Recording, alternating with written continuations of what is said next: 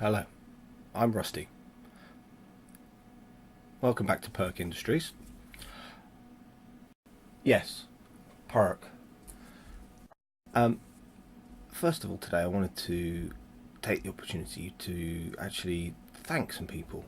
Third video in, and it's a nice time to sort of think about how jammy I am, really, how lucky I've been in that all of my good friends, circle of friends, people I know, extended friends, are very generous with donating me bits and bobs of musical equipment and things that they don't need anymore. They could happily sell, but things that I just end up with. I'm really lucky that I've had friends that have given me guitar pickups, effects pedals, guitars, whole guitars, guitar equipment, hardware, drums, cymbals, a whole host of other things that I've just been really lucky to receive. Very, very generous friends. So, with that in mind, today's project is really thanks to one of those friends of mine, my good friend KO, who I've played with in bands over the years.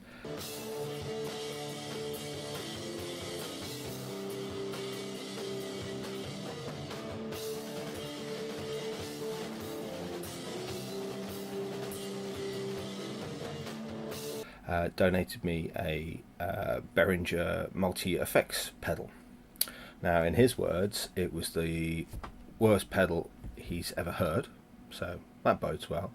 And even cited a story about his wife who received it from her brother not speaking to him anymore. So that bodes really well that this Behringer pedal is indeed terrible. So I'm looking forward to using it. And what I wanted to do was to merge it with one of my favourite ideas, which is using the resonant qualities of metal with one of my favourite components, the piezo, a humble piezo.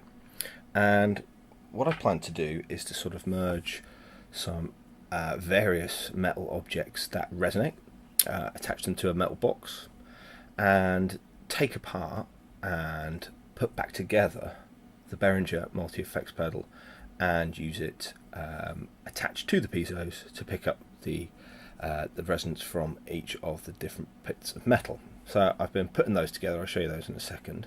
But over the years we've had a bit of success with using piezo, so I'll just show you some of the different things that we have used.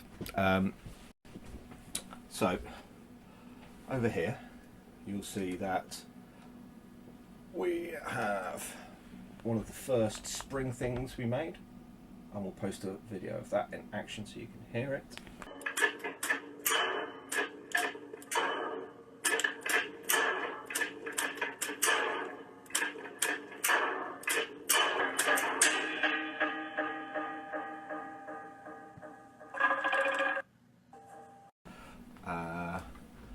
One of the second spring things over here. So percussive, can be bowed, can be plucked, piezo in a box with a range of different size springs for you to play. So both of those work really well. In addition, this is the mechanism box, and these are all music boxes pulled out of old music boxes, attached and soldered a jack onto the end of the piezos, and that worked quite well.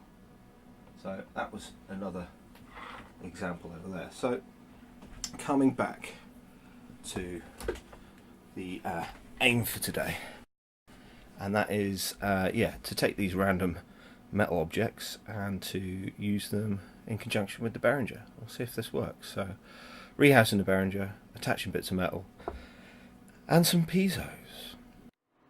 Okay, so this is the kit that we have, the digital multi-effects, the Titan from the Behringer range. It's absolutely brand new, it's never been used, so I would say I'd normally feel bad taking something like this apart, rehousing it, but I honestly don't. I was encouraged by KO to butcher it and use it as I see fit to try and make it do something useful. Interesting to note that it's got all sorts of effects on there: flanger, phaser, chorus, pitch shifter and delay, so that could be interesting potentially. Maybe there'll be some additional bends with it as well. And what we have here is a range of different types of metal that makes different types of sounds. Obviously the classic ruler, rusty saw blade, a cheap soldering iron stand. We've got then some springs, classic door spring, door stopper, and then some heat sinks taken from processors in old computers. Various ones of those. I think this one's going to sound pretty good.